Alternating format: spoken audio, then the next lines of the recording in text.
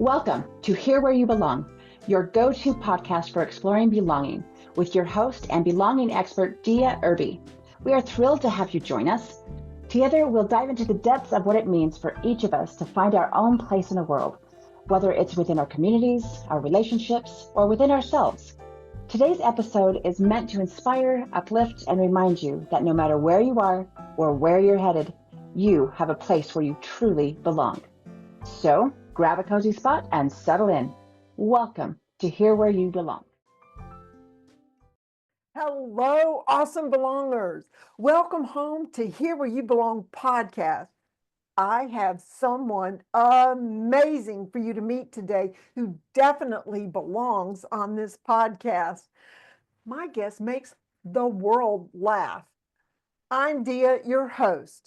Get ready to be inspired and blessed. Let's welcome Chris Trew. Hey, Chris. How are ya? Oh, I'm so glad you're here. Yeah, I'm so glad I'm here too. Thank you. This is great. Grateful. Here's a little bit more about my guest. Chris Trew has been featured at over 100 comedy festivals across North America since 2006. He's written 3 books. Improv Wins, Behind the Bench, that sounds interesting, and How to Build a Comedy Scene from Scratch. Ooh, that sounds like a good resource. He has created over 50 original show formats and produced over 10,000 comedy shows. And thousands of people have taken his improv classes. Wow, so good. I can't wait for today. I'm so happy to be here. Thank you. You did a great job reading my bio. I love it. Thank you. You're welcome. Do you need to add anything or correct anything or? All I need to add was a grateful guest of the Here Where You Belong podcast. Oh, thank you. Thank you. Well, this is about belonging. And I love to hear people's stories about how they found belonging, how maybe they didn't belong and they did, or how they've created belonging for other people, which I'm sure there's a lot of that in working with your thousands of people in improv. But take it away. The stage is yours. Yeah, so for me, the idea of belonging really resonates with improv comedy, because when you take an improv comedy class, you really are connecting in an intimate way to the other people in that class, because you're trusting each other with ideas. You are trusting people to make your ideas look good and to bounce more ideas off of each other. And it really creates a warm sense of belonging that in turn sparks creativity and it ignites comedy. And so I think my story, my journey of feeling like I found a place where I belonged really has everything to do with improv, because growing up being, the funny person in class and then being told that you should do comedy, but no one really knows what that means. Like, how do you just go and do comedy? And it wasn't until I found an improv class and I realized that, oh, this is not just a great form of comedy. This is a great form of community. And the belonging was a really big part of that. And now you're in New Orleans and you have your own. Tell us more about how you established a comedy community or presence in New Orleans. So in New Orleans, which is not known as a hub of comedy, a bunch of people are on the ground here actively trying to change that. But, when I was first coming up, I grew up in New Orleans. I was always told, well, you have to eventually move to New York or LA or Chicago to pursue this. And so I was always inspired and motivated by the idea, well, what if I didn't do that? And then that turned into, well, what if I created a place in an environment, a community where other people didn't have to do that either? And it's been my life's work in a way to pour a lot of my energy into building a comedy scene from scratch. And, the pros of that are oftentimes you're the only one doing something in a small town, and so it's like you get a lot of attention for it. But the cons are there might be a reason why no one else is doing what you were doing, because it never worked previously. Now, of course, I'm talking about like 20 years ago. Things have changed in a big way now. Now there's the technology like podcasts. There's different innovative ways of promoting shows. So now the community is blossoming in a way. But Yeah, I would say that is a big part of my identity actually, is being a part of a smaller art scene. Well, yes. So what type, just tell me more about like your formats. What do you mean by comedy formats that you've created? Yeah, so people like me, and this is a good and a bad thing, and using air quotes, a good and bad thing. But sometimes we just get maybe a little bored doing the same types of shows over and over again. So people love to experiment. People love to witness experiments, especially in the arts world, especially in comedy. So, anytime a movie breaks a pattern and has a new way of doing it, it's interesting. It gets people talking. So I've just over the years have created a lot of original comedy show formats that were, versions of things I saw before, but wanted to alter in some way, or just making up a whole new idea. It's like to me, I grew up watching a lot of game shows, right? And to me, it's like, well, you can make up your own game show. You don't have to exclusively be like, I hope that one day I'm the host of the Family Feud. It's like, no, what if you made up your own Family Feud? What if you made up your own Jeopardy or whatever? And so that's what I mean when I say creating original comedy formats. Basically, new innovative ways of creating a comedy show. So the end game is always entertain and make people laugh, right? Yeah. And so, however, I love your openness to creativity, but that's what it takes to, okay. How would you describe what it takes to do good improv? Okay, well, to do good improv, you need really, it's the same things you need to be a great communicator, which is what I love about improv and why a lot of people who don't even feel interested in comedy at all, why they take my classes, because it really is the same things that make good communication. It's you have to be willing to adapt in the moment. You have to be willing to be present. You can't be thinking about what you're going to say, the brilliant thing you're going to say while the other person is talking, because then you might compromise the moment. They might not feel heard. And then suddenly they're not listening to you as a response. And it just gets all messy, right? Whereas improv teaches you and actively rewards you through laughter. It teaches you how to just be in the moment with someone else, to collaborate, build back and forth. And you'd have a hard time convincing me that there was a more delightful way of communicating. Well, communication is, I would say, is like a muscle that you have to exercise and build it up, or it atrophies. For If sure. if you're not intentional in communicating, and of course that's all part of belonging, you have to communicate to build community. There are some tricks of the trade or exercises, I would say, that you put people through that help be intentional. Do you want to share some of those? I would love to. So the most basic improv building block that I find is the most useful in real life situations on or off of a comedy stage is the concept of yes and. And the idea here is that when you when you say yes to an idea, you are accepting it. You're not saying it's a good idea no matter what. You're not agreeing to do whatever they're doing no matter what. You're just listening. You are putting on display your acknowledgement. The and, that's where the magic is. Hearing them. Yes. The and is where the magic comes in. The and is what you add on top of it, which in turn gives your scene partner something to respond to.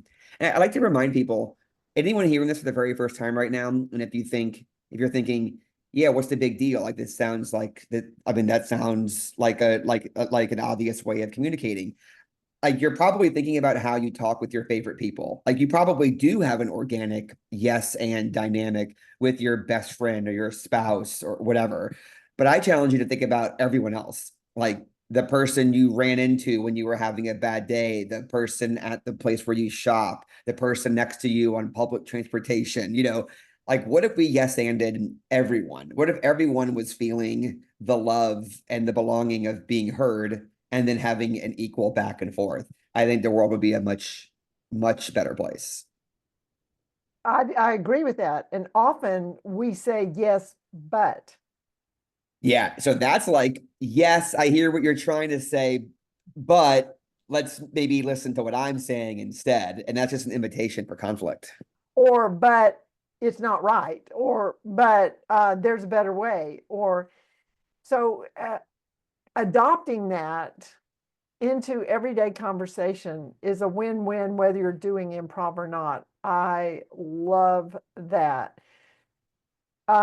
Your book about Behind the Bench, that's intriguing.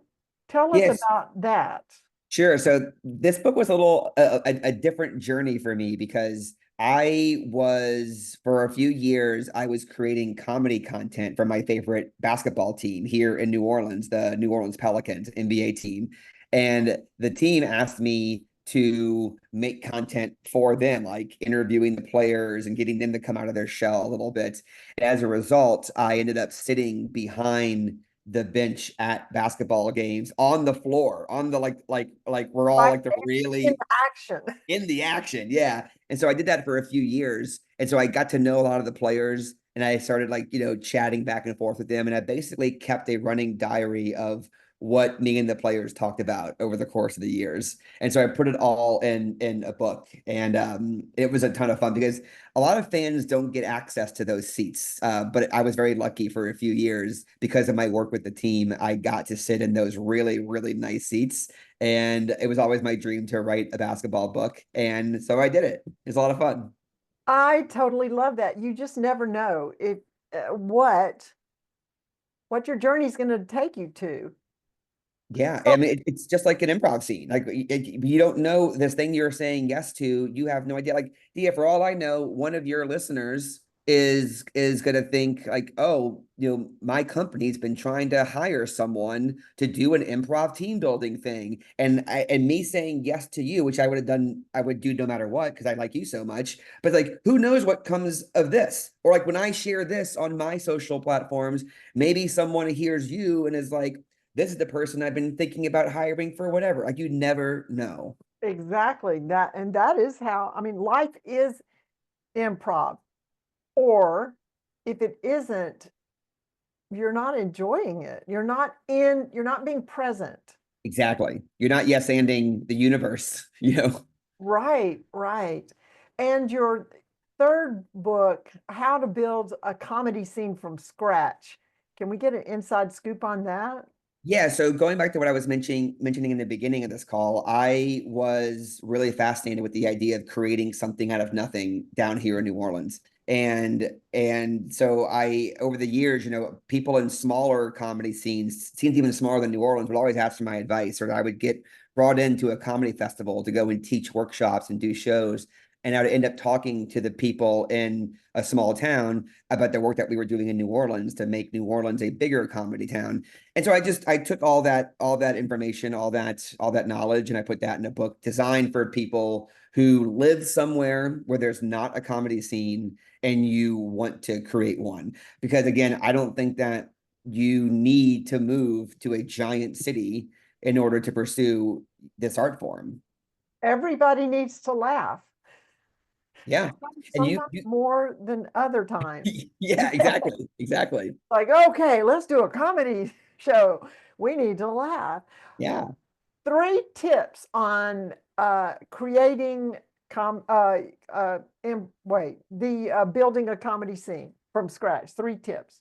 Okay, I'll say tip number one is for stand-up comedy, you have to establish an open mic somewhere. You have to establish an environment where anyone can come and sign up, do the show, and learn about the process. I would say the same thing. Tip number two, the same thing is true for improv. You have to establish like an improv jam, like basically it's an improv open mic where people of all experience levels can come and congregate and just do this art form together and connect and belong to a community that's in the process of being built, right? Mhm. And the third tip for building a comedy scene from scratch is you need like a flagship event that gets eyeballs on what you're trying to do. So it's probably, in comedy, it's probably like a big festival or whether it's an annual festival or a quarterly festival, something that might inspire the local media to be like, hey, wait a minute, there used to never be comedy shows around here, but there's something going on downtown. Like these things keep happening over here. That flagship event typically gets eyeballs, and then things start building up. Now people know about your shows and your jams. Now people are taking your classes, and it just keeps building, building, building. Just like a good conversation, just like a good relationship. It starts off small and simple, but through open-hearted communication and back and forth, back having and love, you get somewhere pretty magnificent. This is so awesome. I'm just loving all your wisdom you're just pouring out on us. And we're going to take a break and be right back in just a second with Chris Trew. Be right back.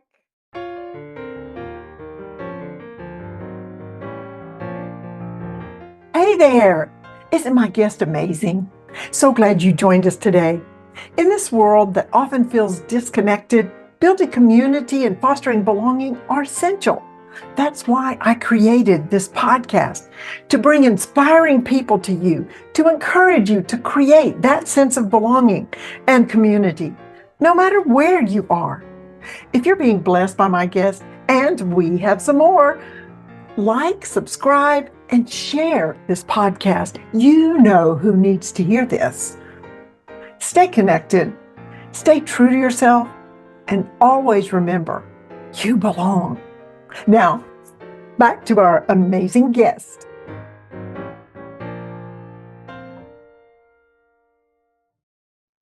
And we are back with my amazing guest, Chris Trew. Welcome back, everybody. So on the second half of the podcast, I like to ask my guests my 3 favorite questions. Number 1 is, what do you consider is your greatest accomplishment? Because I want to celebrate you. Yeah, celebrating is important. I love that. It's a very kind and sweet question. I've been talking about this a lot on this call, but it's really my greatest accomplishment is being a part of creating something in New Orleans, creating a comedy scene here. It really has been remarkable to watch and be a part of. Like I've seen it go from that could never happen. You need to leave.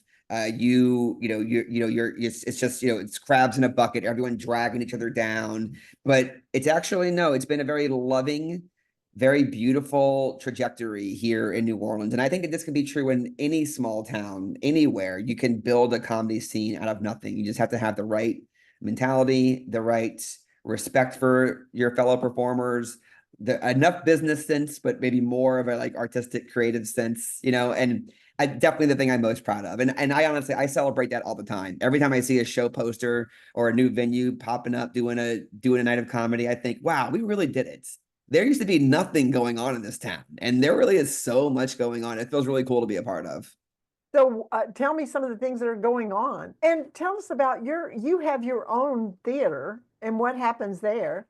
Yeah, so a lot of my shows now are, well, I do shows all over the city, right? And I do improv classes all over the city, and the kind of shows that are happening just all over New Orleans. I mean, here's a funny example. There's these 2 comics that I work with pretty regularly, and they just started doing a show in a laundromat.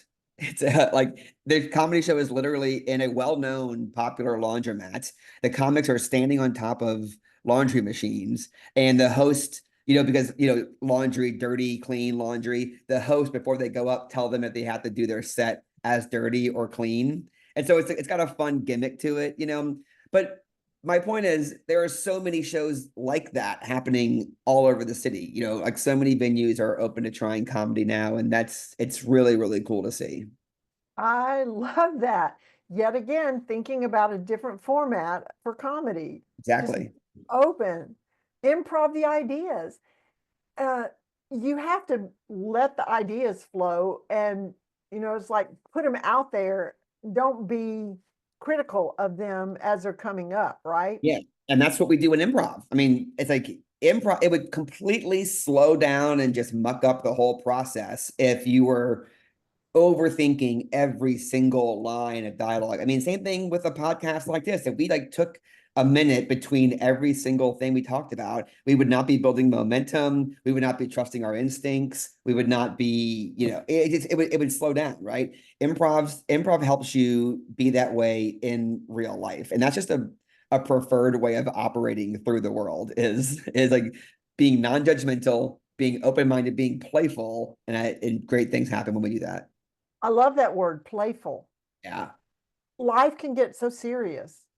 Stop, take a breath. How can I be playful in this moment? Yeah, and a lot of adults need help with that too, That's right? what I'm saying. Well, speaking of, a lot of adults need help. You can bring this, even though you're in New Orleans, you can bring this by online, Zoom, to corporations or companies, or how fun would it be for a family reunion or something? That's really cool. Yeah, I mean, I've done holiday parties, holiday improv parties. The art form is so accessible. It's wild how truly portable it is. If someone were to say, "Oh, I've got 100 people and we have 45 minutes and it's virtual." I'm like, "Great." Someone could say, "We got 12 people, it's 3 hours and it's in this broom closet over here." I'm like, "Great, we're gonna have a good time." It's like whatever the situation is, it works. And I do these classes for companies who will probably only take one improv class ever. They're just here for for their company retreat, but they want to learn something extra. It's a great experience. I also have people who are actively pursuing comedy as a career, and they use these classes to learn formula and build that confidence up. So it's so portable. I love it. I love how flexible it is. And you're doing an amazing job of it. Okay, my second question is, what makes you feel like you belong? Yeah. The thing that makes me feel like I belong the most is having my ideas like understood and built upon. Like I love sharing and I love doing that for other people too. I love being in spaces, whether it's a physical space or a mental space, that's like it is safe to share your ideas, no matter how off the wall, weird, bizarre they may seem, or half baked. We're in a space where it is safe to share those things, and we're going to listen and learn and adapt and maybe get somewhere really fun. I think that that's a really important thing to put effort into. Like I don't think it just, the older we get, the more work we have to do to create that space. It doesn't just happen automatically. Like as kids, it was like, oh, it's recess time. Like we have structured time to like play and belong and share weird ideas. Adults, we have to put effort into it. And so that's where I feel like I belong. That's where I feel the most belonging, is when I'm in spaces like that. And how do you help other people? How would you say you help them feel like they belong? I think I already know, and you sort of already answered it, but Yeah, well, I mean, it's creating the type of improv class structure where people feel like they can get involved and do it, even if they have had a bad day, or even if they feel like they're not funny, or even if they have stage fright. It's like creating a space where you can make improv work for you. This is not exclusively for the class clowns and the funny people and the people pursuing show business. So that's how I help people, is getting them to understand that like this is actually for everybody. yes. Do you have any transformation stories about someone that came to your class? Oh You man. you can save the names if you want, but Well, there's been people who have taken my classes. I love hearing everyone's inspirations for joining, because a good improv class will have a little bit of everything. I just started a new class on Wednesday nights here in New Orleans, and it's like one person is like, yeah, I've always been curious about this, and people think I'm funny. Another person is a writer who wants to use it to help them write better dialogue. Another person is actively pursuing like a career in the creative arts. Another person is like been reading my post for 5 years and finally came around to like take a class. I mean, but my point is everyone has a different end game. Everyone has a different reason for being there, but it's the same material. So just those transformations are the most meaningful to me, where someone is like, yeah, I'm having a hard time meeting people, and so I'm here to make friends. And then cut to a few months later, and not only do they have friends, they have fans because they're doing shows and they're good. So like that is so sweet to me. That's wonderful. And yes, I do celebrate the work that you're doing in New Orleans because you are you're changing lives. You're helping people live a better life because they're more connected. They can communicate better and they are feeling a sense of belonging because of the work that you do. Yay, Chris. Yay, you. I love it. Okay, the last question is, what is your favorite quote? Oh, my favorite quote right now. People like us, Dia, we're always cycling new quotes in and out because we're reading all this stuff, we're consuming the ideas. I will say my favorite quote right now, and it's been at the top of the pile for a few months, is this concept of let them. It's a two-word quote, let them. The idea is comes from I heard it from Mel Robbins. I'm not sure where she got it from, but the idea is, look, like don't try and change people. Don't try and force something, let them. And this really reduces a lot of clutter in my brain. It makes my it just helps me roll with the punches even more. 'Cause I think I'm already pretty good at that, but it really helps me. It helps me like mentally move on as well. Like I'm making up an example right now, but if I ask someone to come be in a show with me and it's a big ask, and they said no, they don't want to. I need to just let them have that response and not necessarily pry, not be like, well, why? It's something that I said, and I don't need to carry it with me. I don't need to be like, oh my God, it's so sad that so and so is not doing my show. Just let them not do the show. Like they should be allowed to do that. And I need to allow myself to move on and not carry that with me. So let them. Let them. Those two words are so powerful. Yeah. If you have totally different perspectives on different subjects that are rather sensitive, Sure. let them. You Yeah. can't control how people think or what people do. You can only control your response. And that is a beautiful two-word, powerful, uh, power enabling phrase to hold on to. Yeah. It's very loving for yourself too. It's Right, like, right. yeah, it's like it's got the thing people say about forgiveness, how it's like it's actually not for them, it's for you. Like Exactly. when you forgive someone for something that they did to you, you're forgiving them for yourself, right? Right. This is like in the neighborhood of that. It's like, you know what? I'm letting them do that. I'm not taking this with me. I'm letting them. Like it can be as simple as like the person cut you off in traffic, let them. Let them. It's over. Like for all we know, they're on their way to save someone's life. Like, like let them do that. And it's not really my business whether they are on the way to save someone's life. I don't need to get that. I don't need to like start judging and speculating. I don't need that in my life. I need to just take care of myself and the people closest to me and do the things that make me feel like I belong and let everyone else do what they're doing. And Right. yeah, You let them. don't need to rent out space in your mind to them. Yeah. Not at least not for free. Yeah, at least not for free. Right. Let them. That'll preach. Yeah. And it's so aligned with actually everything about your life, the improv, because that's the yes and. Yeah, it's like if me and you were doing a scene, Dia, and like and you open the scene by going, I can't believe we bought all this farmland. We don't even know how to farm. It's like I need to let you say that and then like be in the moment and then yes and you. I don't need to sit here and go, why is Dia making us do a scene on a farm? Like, I don't want to do a scene on a farm. It's like, no, like we don't need to have like all this control over everything that we're doing all the time. I think we would be a much happier, healthier species if we relinquished a lot of that control. And that is another side effect of letting them. Let them. Let them. People are talking about you. Let them. Someone leaves a bad review on a podcast. Like let them. Someone, whatever the thing is, right? It's like let them. Let them. Improv prepares you for all that as well. Did you have any time where this vision of changing New Orleans, you just wanted to say, oh, this isn't working, I can't do this, or because of your such improvness, let them mindset, yes, anding, did you never have this isn't going to work?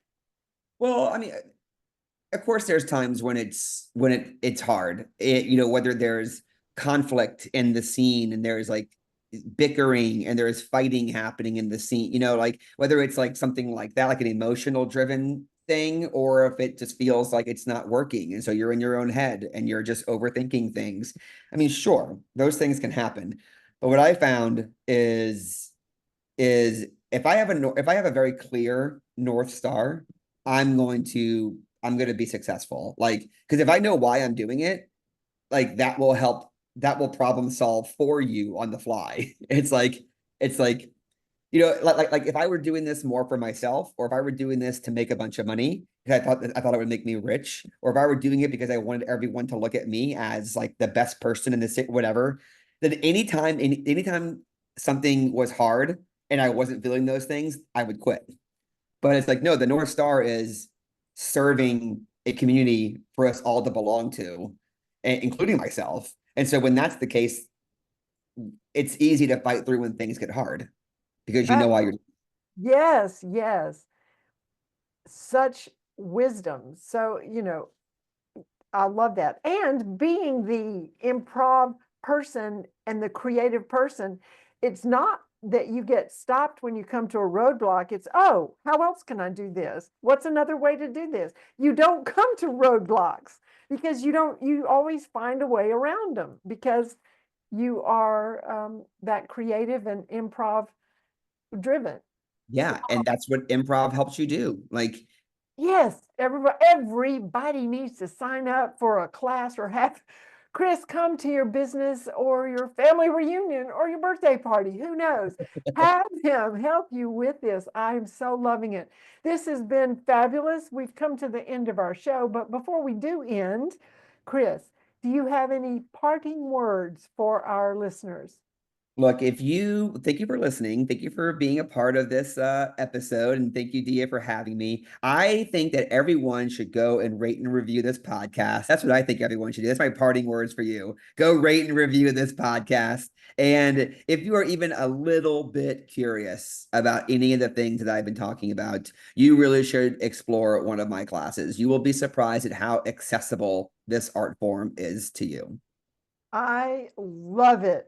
So, to our amazing guest, Chris, thank you. And to our listeners, belongers, stay connected, stay true to yourself, and always remember you belong. This is Dia Irby, your host of Here Where You Belong podcast, signing off. Bye now.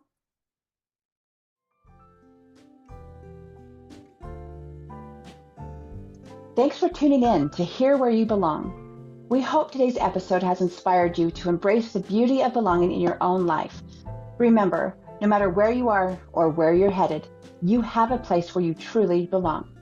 Join us again next time for more insightful conversations and heartwarming stories. Until then, stay connected, stay true to yourself, and always remember that you belong.